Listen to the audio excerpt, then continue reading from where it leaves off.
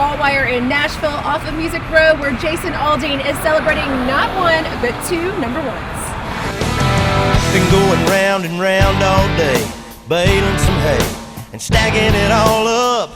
Can't wait for the sun to go down, rolling. Jason, you get to celebrate 2 number ones in one day here on Music Row. I don't think that I've ever been to 2 in one day. You know, I told my management they better quit getting cocky wanting to celebrate 2 instead of 1. Better get back to making sure we can celebrate 1. But no, you know, we're fortunate. I mean, the first 2 singles from this Night Train album have done really well, and Take a Little Ride shot up there pretty quick, and then The Only Way I Know did the same thing. So actually, you know, kind of before we could plan the first number 1, the other one was headed up that way too. So, you know, we're just fortunate to get 1, much less 2, and just glad to be here celebrating it today. Is one any more special to you than the other? No, I think they're all special. You know, I mean, anytime you get a number 1 record, I mean that's a huge deal for any artist. And you know, The Only Way I Know is always going to be a really special one for me, just because I had Luke and Eric on it with me, and you know, it'll kind of be one of those things that I can look back on one day. And I don't know how many more songs I'll be able to record with 2 of my buddies that go number 1. So that one's pretty special. Number 1 songs don't happen without, first of all, great songwriters writing them first. I mean, that's the way it is. Congratulations, guys, on another number 1. Take us back to the day when you were writing this song. Well, I had been writing with Rodney at that time for about 6 years, and Jim was 6 years. And that was the first time the 3 of us got together.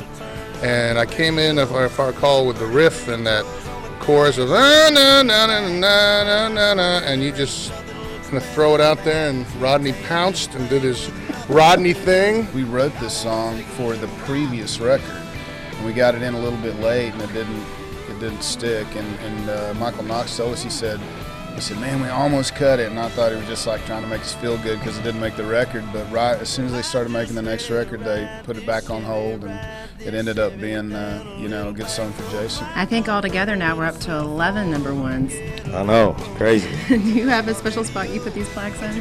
I have a room actually at my house. It's kind of my game room, and you know, I tend to keep them all in there, and I go in there and play video games or watch movies or whatever. And I catch myself sometimes staring around at all of them, just still kind of blown away by how many are up there now. But it's still very exciting for me, and anytime we get a chance to come out and celebrate one of these. And The Only Way I Know is also up for an ACM. You're up for 3 of those. But are we going to take an Entertainer of the Year this year? I don't know. We'll see. Come on, third time nominated, right? It wouldn't be because I don't want to. Trust me. So you know, we'll see. This is you know, the ACM Entertainer of the Year is a fan voted award. So you know, the fans get to vote on that. So we'll see what they decide. We'll get to voting, or is it already closed? I think No, it's already be closed. I don't know. I think it's not closed. I think it's still open. So we're gonna. I don't know. I got to figure out some sort of cool, like, viral YouTube thing to throw out there to get some attention.